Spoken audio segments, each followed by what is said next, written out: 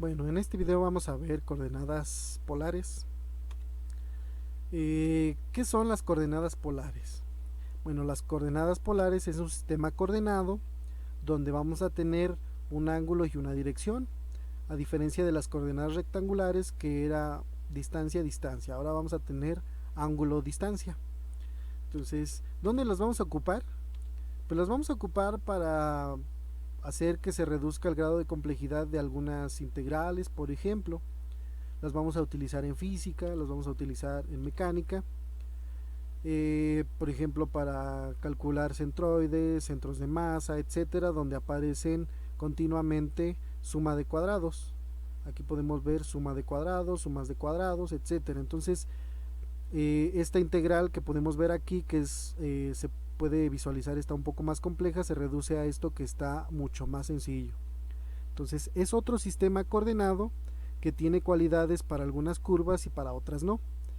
Algunas curvas van a ser mucho más sencillas en el sistema cartesiano y algunas otras en el sistema polar. Entonces, los conceptos importantes son el polo, eje polar, coordenada angular, coordenada radial, y es importante mencionar que podemos utilizar grados o radianes, aunque lo más recomendable cuando estamos haciendo uso de integrales pues es en radianes. Entonces, para que tengan sus calculadoras en radianes. Y aquí está. El polo es un punto que viene siendo como el origen del sistema cartesiano, y el eje polar viene siendo el eje X positivo del sistema cartesiano.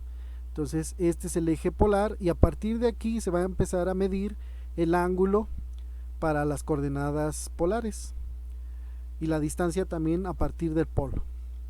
Entonces, como les decía, el sistema coordenado rectangular es muy parecido al sistema coordenado polar. Coincide el polo con el origen y el eje polar con el eje X, aunque el encontrar coordenadas rectangulares y polares pues es muy distinto. Entonces vamos a ver más adelante que podemos poner los dos sistemas de modo que tengamos alguna equivalencia en X y Y a θ, R, donde θ es el ángulo y R es la longitud o coordenada radial. La coordenada angular pues va a ser θ.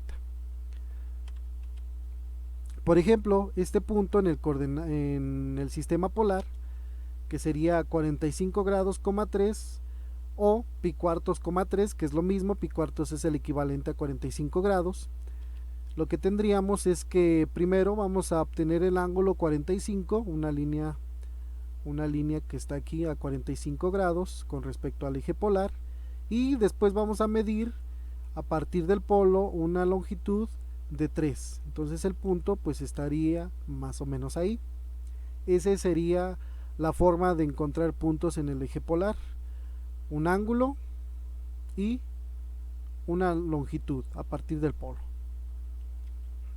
Entonces, recordemos que las curvas coordenadas en el sistema cartesiano, cuando X es constante y cuando Y es constante, lo que obtenemos pues son rectas para el primero, rectas paralelas al eje Y, de esta forma, y para Y igual a K, rectas paralelas a el eje X, es decir, esta recta que está aquí, todas estas rectas que están aquí, todas estas rectas son Y igual a K, y las rectas paralelas al eje Y son X igual a K.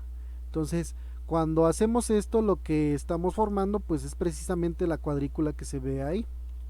Y recordemos que cuando tenemos un sistema cartesiano pues generalmente tenemos Y en términos de X, Y como una función de X. Entonces, para el sistema polar tenemos algo muy parecido.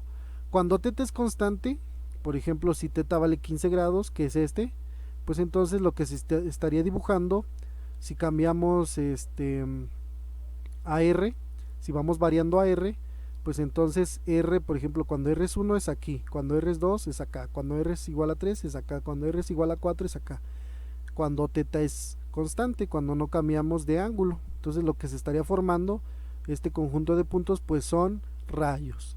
No son rectas, son rayos o semirrectas. Entonces es a partir del polo hacia afuera. Si nosotros decimos que ahora la coordenada radial es constante, ¿qué quiere decir? Que el ángulo lo vamos a ir variando. Entonces para r igual a 3 pues tendríamos r igual a 3 aquí, para θ igual a 15, para θ igual a...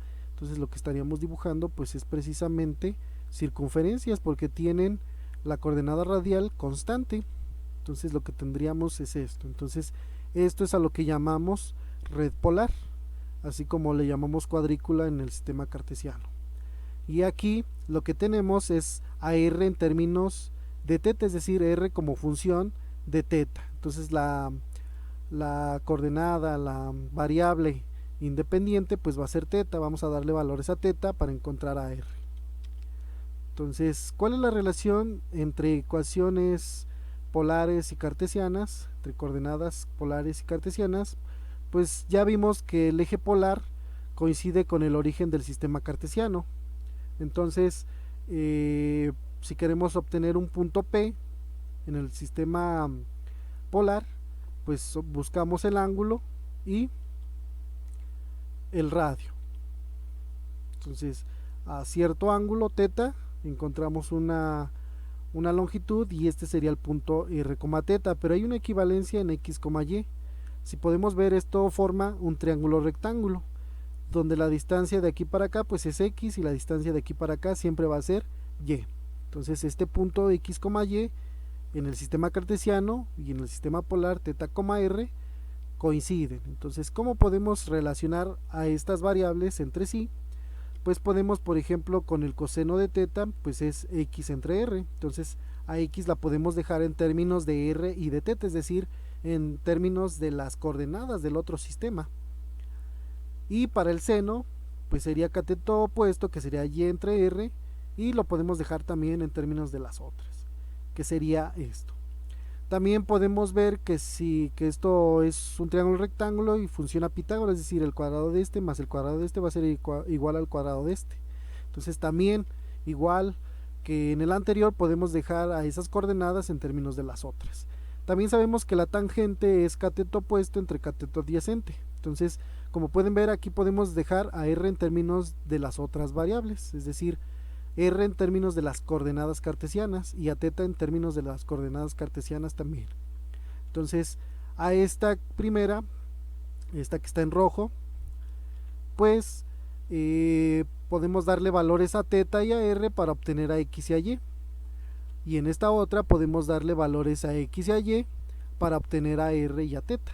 Entonces, a esto es a lo que llamamos transformaciones, es decir, podemos transformar en coordenadas cartesianas a polares y de polares a cartesianas. Entonces, la transformación de polares a cartesianas es este, es decir, cuando le damos valores a r y a θ obtenemos a x y a y.